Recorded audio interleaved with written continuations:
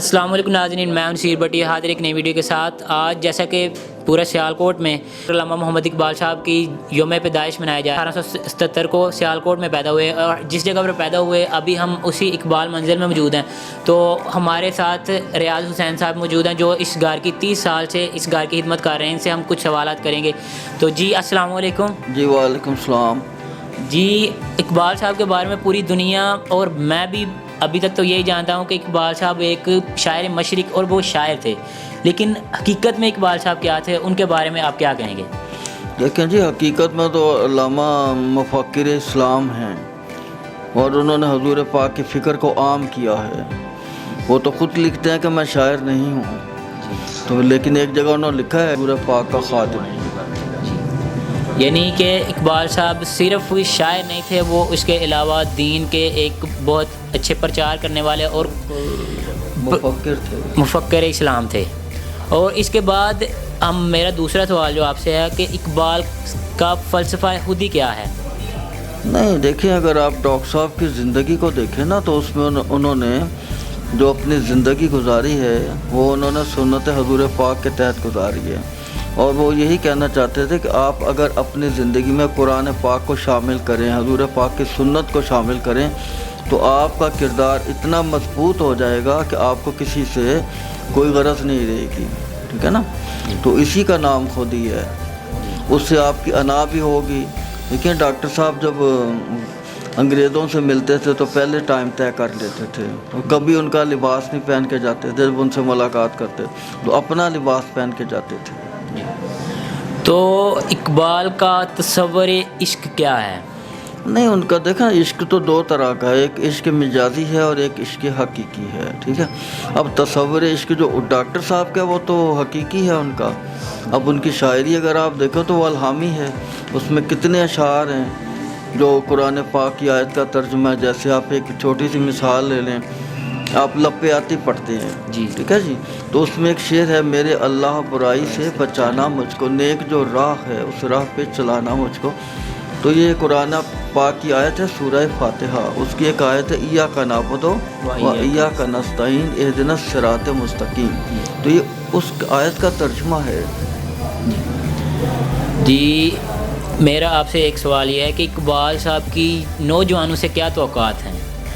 جو اقبال صاحب نوجوانوں کو بہت زیادہ کبھی کہیں وہ نوجوانوں کو شہین سے تشبیہ دیتے ہیں، کہیں وہ نوجوانوں کو الگ الگ ناموں سے پکارتے ہیں، تو اقبال کی نوجوانوں سے کیا توقعات ہیں؟ دیکھو جی، ڈاکٹر صاحب نے جو نوجوانوں کو پکارا ہے نا، انہوں نے شاہین سے تشبیہ دی ہے۔ جی، تو شاہین کی ایک خصوصیت کہ شاہین جو ہے وہ مردار نہیں کھاتا، شاہین اپنا شکار خود کر کے کھاتا ہے۔ تو تبھی تو انہوں نے کہا تھا نا، پرواز ہے دونوں کی اسی ایک جہاں میں، کرگس کا جہاں اور ہے شاہین کا جہاں، یا کہتے تھے کرگس وہ ہے جو مردار کھاتا ہے، تو شاہین تو اپنا مسلمان جو ہے وہ تو تازہ کھاتا ہے، اس کو ضرورت ہی نہیں ہے سود کھانے کی۔ ان کا مطلب کہنے کا یہ تھا کہ سود جو ہے وہ کرگس کے لیے ہے۔ تو وہ تو کہتے تھے کہ اگر آپ نے ان سے بچنا ہے، فرنگیوں سے بچنا ہے، تو ان سے لون نہ لیں۔ لون لینے کا مقصد ہی ہے کہ آپ کو سود دینا پڑے گا بعد میں، جب سود دیں گے تو آپ پھر کرگس کے شامل ہو گئے، اس میں آگے اس کے زمرے میں۔ تو اقبال نے اس کی نہایت مخالفت کی تھی۔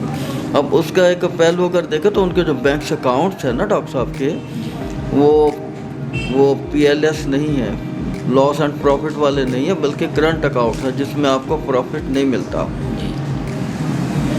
جی آخر پہ میں آپ سے ایک سوال کروں گا کہ اقبال کا پاکستان کیسا تھا؟ ڈاکٹر صاحب نے اور قائد نے جو پاکستان کا خواب دیکھا تھا وہ تو انہوں نے ایک مسلمانوں کے لیے علیحدہ ملک کا خواب دیکھا تھا، تو انہوں نے اس کو عملی جامہ بھی پہنایا، بنایا بھی، لیکن شاید ابھی وہ خواب ادھورا ہے، پورا نہیں ہو سکا، کیونکہ ہم اس ملک کا نظام نہیں بدل سکے، کیونکہ ہم ان کی فکر کو پھیلایا نہیں ہے، اس کو اکٹھا کر کے رکھ دیا، جبکہ اس کو پھیلانا بہت ضروری ہے۔